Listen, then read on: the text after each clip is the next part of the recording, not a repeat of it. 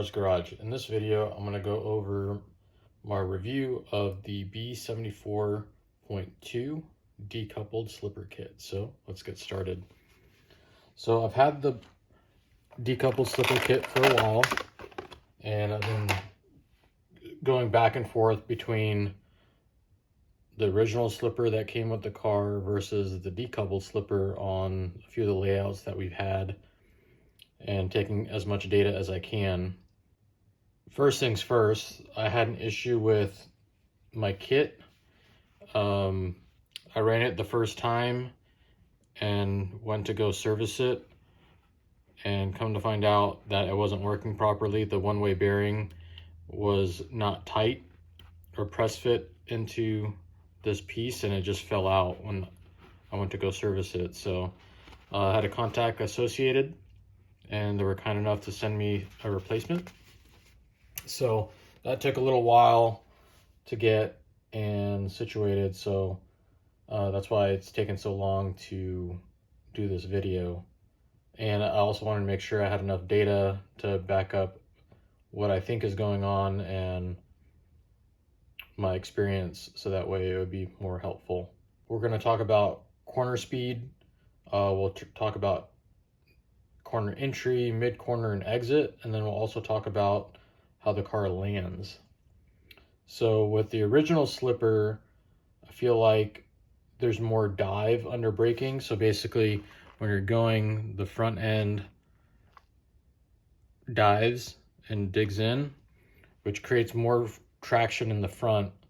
So I feel like because of that, and you have all four wheels, hooked up to the motor and to the slipper, it's very slow in corner entry. It kind of pushes in the turn and understeers. Whereas with the decoupled slipper, since the front wheels are decoupled, right? So if you're braking, it acts like a two-wheel drive buggy, just like so. And so it's a smoother corner entry. There's less dive, which means it's less likely to traction roll. And then is very fast and rotates very quickly during turn-in. Now, next up is mid-corner. With the original slipper, still felt kind of slow, still kind of pushed and understeered, but with the decoupled slipper, it's very fast, rotates very quickly mid-corner. And then when we talk about corner exit, original slipper was very explosive. I felt like you had a lot of get up and go right out, just because it locked up instantly and you had all four wheels going. I feel like with the decoupled slipper, it's a little sluggish out of the corner. And that might just be a setting that I need to adjust. I haven't messed with it too much, but if you know, please let me know down in the comments below. If there's something that you think would help, I could try it out. But I could always, tune my ESC with a little bit more punch, or tighten up the slipper. But I feel like there's a little bit of giving away a little bit of speed coming out of the corner with the decoupled slipper. So if you like corner exit and you don't really care too much about corner entry or mid corner, then maybe stick with the stock slipper. But I found that this was a little bit quicker for me. Our track is not too big. We have maybe like for four-wheel drive 13.5 carpet track, maybe 10 to 11 second laps, and with the decoupled slipper, I'm half a second quicker. We have a lot of 180s, and I feel like every 180 I'm able to gain a 1/10 of time compared to the original slipper.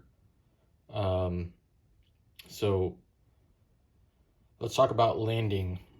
When landing, especially like if you're coming off a roller and you're about to head right into a turn, sometimes you're gonna end up landing kind of on the front wheels, or if you're gonna end up, landing kind of sideways.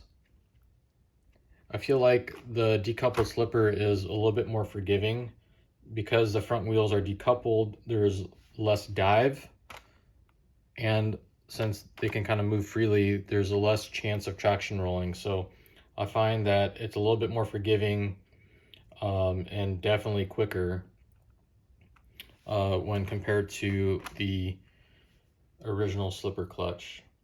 So overall, I think it's well worth it. It is expensive. If you're getting a new kit, the B74.2 Champions Edition, it comes with it. If you don't have that kit and you have the original B74.2, which is a great kit to begin with, $130 option part.